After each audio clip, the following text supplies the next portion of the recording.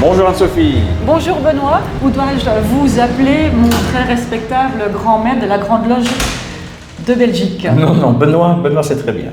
Alors on est ici dans votre siège belge à Bruxelles et tout est symbole ici et ça commence par l'entrée. Effectivement, et on parle du pavé mosaïque, chacun y met ce qu'il entend évidemment, mais la plupart des significations données sont qu'on est dans une alternance un peu comme le yin et le yang, de choses positives et négatives, et quand on marche, on n'est jamais entièrement sur le noir ou sur le blanc. Ce sont toutes des nuances de gris. On va visiter maintenant votre siège. Oui. Il faut montrer patte blanche. C'est mieux, effectivement, oui. Être introduit par quelqu'un, ou en tout cas être déjà des membres de l'obédience, en tout cas. Voilà, suivez-moi. Parce que c'est immense et on est entouré de beaucoup de tableaux qui datent d'il y a très très longtemps. Effectivement, oui. Ben, comme vous le savez peut-être, la maçonnerie existe depuis plus de 300 ans maintenant. En tout cas, sa forme organisée, donc depuis 1717, mais elle existait déjà avant, sous d'autres formes. Et donc, effectivement, si on prend des fondateurs de l'ordre, eh bien, ce sont souvent des tableaux du 18e ou du 19e. Voilà, je vous guide. Et donc ça, ici, ce sont les portes de ce lieu que vous appelez sacré? Alors, on le sacralise par les travaux. Donc, quand on ouvre notre tenue, on appelle ça des tenues, donc nos réunions, en fait, on rentre dans un temps et un espace sacré. Sinon, là, ils ne le sont pas. Alors, on a hâte de découvrir. Bien, eh bien. Voilà le grand temple de la rue Royale. Donc, c'est ici que ça se passe. Alors, tout ici semble organisé, quand on regarde autour de nous, presque hiérarchisé. On voit qu'il y a des places différentes, on voit qu'il y a des colonnes ici derrière, tout a un symbole. Oh, pratiquement tout, oui. En tout cas, on peut en donner un tout. Maintenant, effectivement, ces symboles sont pour la plupart issus d'une tradition biblique, comme ces colonnes, par exemple, qui étaient plantées devant le temple de Salomon à Jérusalem. Parce que pour faire partie de la GLRB, il faut être croyant. Un athée n'a pas sa place ici. Alors, il faut partager notre affirmation qu'il existe un Dieu qu'on appelle le grand architecte de l'univers pour lui donner un nom, mais qu'on s'interdit de définir. Alors si on regarde aussi, vous avez des étoiles, oui. Vous avez une sorte de ciel.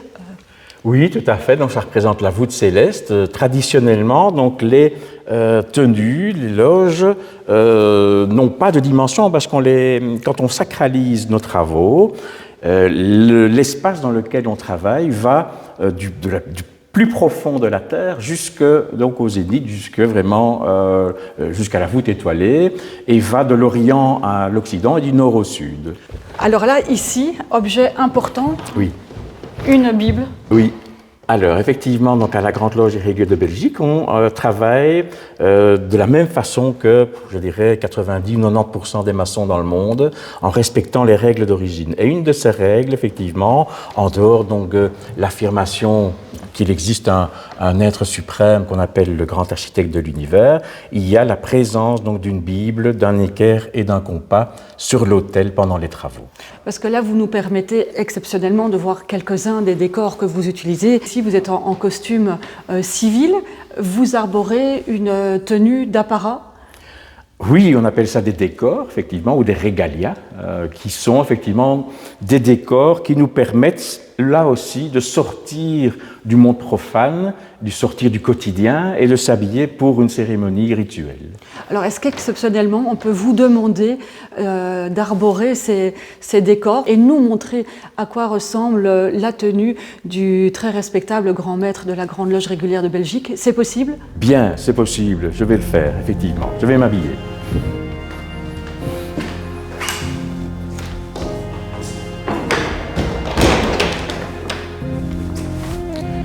Voilà. Alors Benoît, c'est dans cette tenue que vous officiez chaque mois? Oui, en tout cas, chaque tenue, quand je visite une loge ou quand je dirige les travaux d'ici, oui. le tablier, c'est le plus connu. Il faut se remémorer que la franc-maçonnerie, au départ, se reportait au métier de tailleur de pierre et que donc un tablier était nécessaire simplement pour se protéger des éclats de ces pierres quand on les taillait. Alors, il y a les gants aussi. Les gants blancs, effectivement, qui montrent la pureté, ou en tout cas qui essayent de tendre vers une pureté quand on ne les salit pas trop, et qui sont effectivement également, qui font partie de l'uniforme noir et blanc, comme ce pavé mosaïque, ou en tout cas très sombre et blanc, également cette alternance, qui est aussi un peu une sorte d'uniforme. Donc tous les frères sont égaux et portent tous un costume sombre, une cravate sombre également, sur une chemise blanche avec des gants blancs. Cet outil, effectivement, est celui du grand maître. Il y a effectivement pour chaque fonction un outil bien particulier. Il n'y a pas de gourou en franc-maçonnerie, il n'y a pas de hiérarchie dans le sens où le pouvoir ou le savoir viendrait du haut vers le bas. Le dernier des apprentis peut très bien nous apprendre quelque chose autant que moi quand je visite une loge. Donc effectivement, c'est très collectif dans ce sens. Qu'est-ce que les frères viennent chercher ici ?